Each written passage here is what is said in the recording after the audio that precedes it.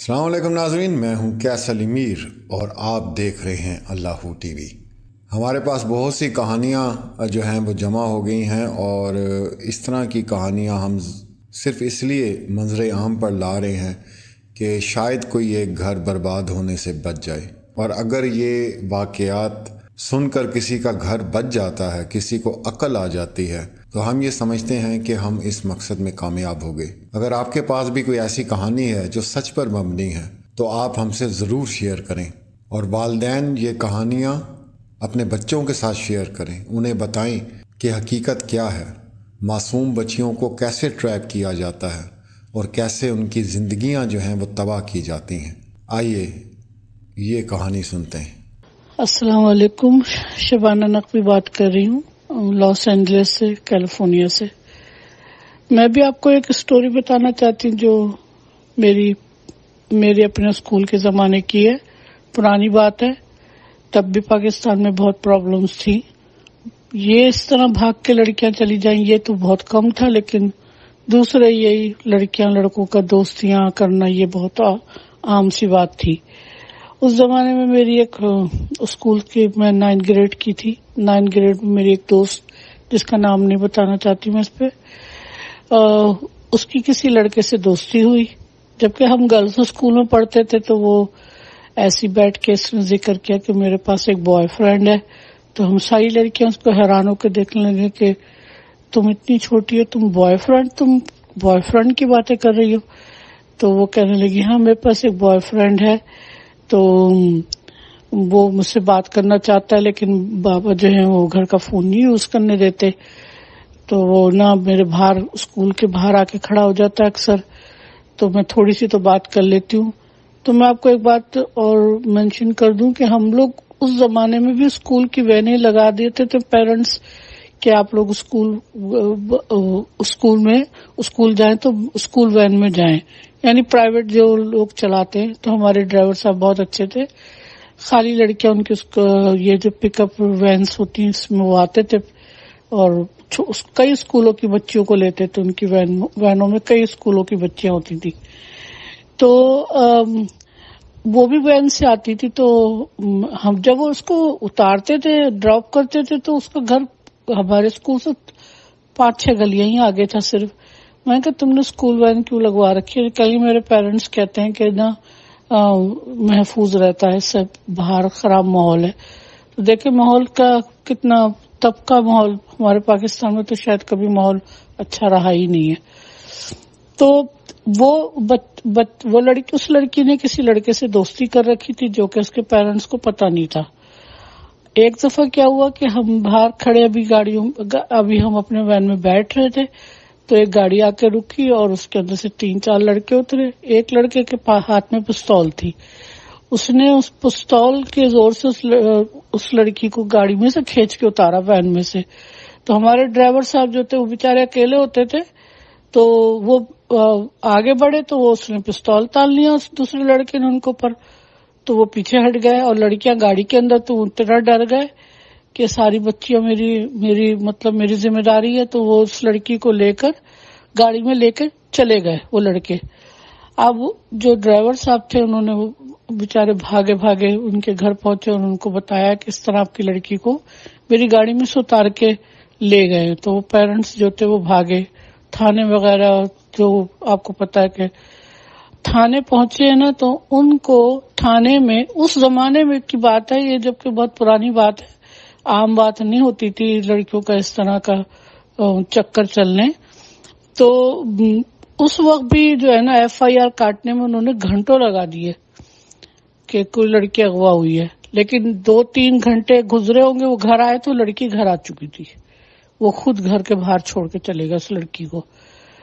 اچھا خیر ہم لوگوں کو تو کچھ پتا نہیں تھا، ہمیں تو ہمارے گھروں میں ڈراپ کر دیا، اور وین جو تھے ڈرائیور ہمارے وہ اتنے ڈر گئے تھے کہ وہ کئی دن تک آئے نہیں۔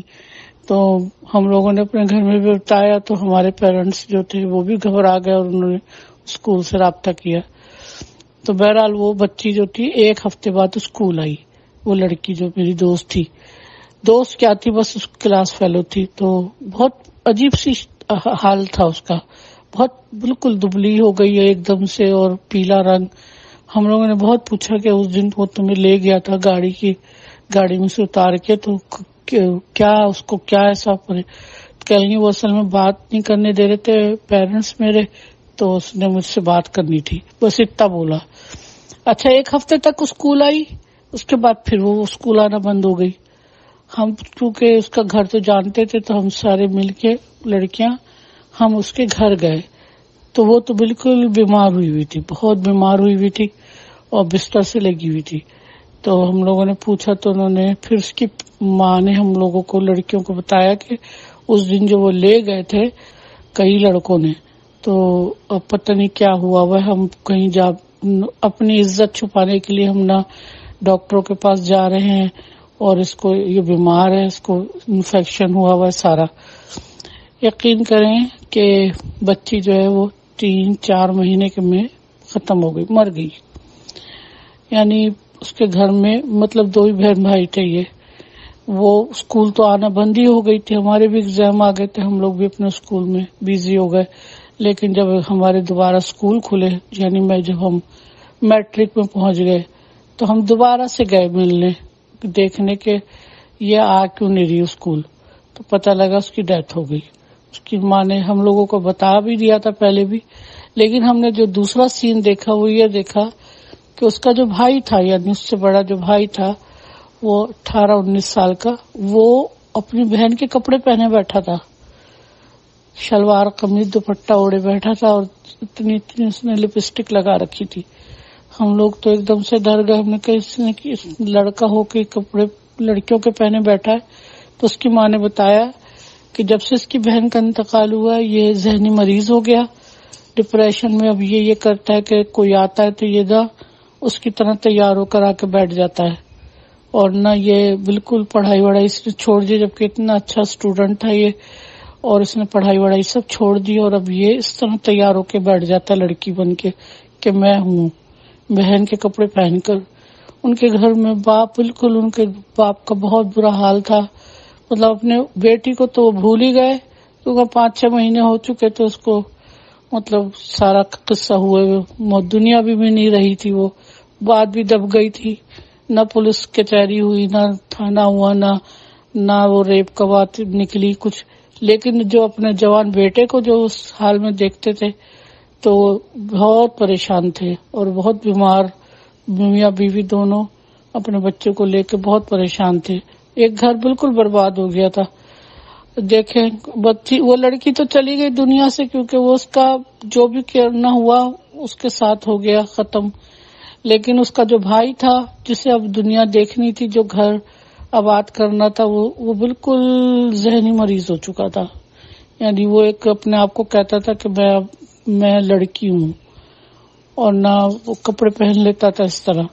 اب اس گھر میں تو سارا, میرا یہ قصہ بتانے کا مقصد یہ ہے کہ دعا زہرا, آپ اگر یہ میسج آپ تک پہنچے, کبھی بھی کسی بھی صورت پہنچتا ہے, تو میرا آپ کو ایک میسج ہے کہ آپ نے جو بھی کچھ کیا اپنے لیے کیا, لیکن آپ نے پیچھے جو فیملی چھوڑی ہے نا, آپ کی 2 بہنیں ہیں چھوٹی چھوٹی, ان کے ذہنوں پہ بہت برا اثر پڑے گا اس کا. ان کی لائف, پوری لائف ان کی سامنے ہے, انہوں نے دنیا میں کچھ بھی نہیں دیکھا ہے. آپ تو اپنی خوشیوں میں مگن ہو جائیں گی, پتہ نہیں یہ خوشیاں آپ کو راس آتی بھی ہیں کہ نہیں. یہ بڑی عارضی سی خوشیاں ہوتی ہیں, جہاں اتنی پرابلمس آپ کی لائف میں آ گئی ہیں اس لڑکے کی وجہ سے کہ آپ کے پیرنٹس اتنے پریشان, اتنی شدید گرمی ہے اس وقت کراچی میں, وہ سڑکوں پہ مارے پھر رہے, اور آپ جو ہے ادھر سے ادھر بھاگ رہی ہیں اس کے ساتھ. تو آپ کو یہ کتنے دن بسائے گا, یہ تو آپ کو لگ پتا جائے گا. اور خدا نہ کرے جس طرح کے اندیشے ہو رہے ہیں ہم لوگوں کو کہ یہ کہیں غلط لوگوں میں آپ کو چلی نہ جائیں, غلط ہاتھوں میں, تو آپ خود سوچ لیں کہ آپ, لڑکیاں تو بہت سینسیٹیو ہوتی ہیں معاملات میں, آپ نے کیسے یہ کر لیا کہ آپ کو کوئی غیر فیملی آپ کو ایسے اپنا کے محبت سے رکھ لے گی. یہ سارے جو آپ کے ناز و نخرے اٹھائے جا رہے ہیں نا بیٹے, آپ کو معلوم نہیں ہے. آپ کہتے ہیں نا قربانی سے پہلے بکرے کو خوب سجاتے ہیں, تو آپ ایک ان کی بکری ہیں. تو میں جو آپ کو یہ بتانے کا آپ بھائی آپ کو مجھے یہ سٹوری بتانے کا مقصد یہ تھا کہ آپ کو میں بھی ایک سٹوری دینا چاہتی تھی کہ ہم لوگ کیسے کیسے تجربوں سے اپنی زندگیوں میں آئے ہیں، خوش ہیں، جو ہماری فیملی نے ہمیں یہ باتیں بہت چھوٹی چھوٹی عمروں سے سمجھائی ہیں کہ کیا اچھا ہے اور کیا برا ہے. تو اب آج کل اتنی جو زندگی ہے نا خاص کر پاکستان میں پیرنٹس کو سمجھ نہیں آ رہا ہوتا، اتنی مہنگائی، اتنی پریشانی میں وہ زندگی گزارتے کہ بچوں کی طرف دھیان نہیں دے پاتے کہ وہ ان کو اچھی بری بات بتا سکیں. ان کا کوئی قصور نہیں ہے، پیرنٹس کا کوئی قصور نہیں ہے کہ اس لڑکے سے دوستی کی ہے.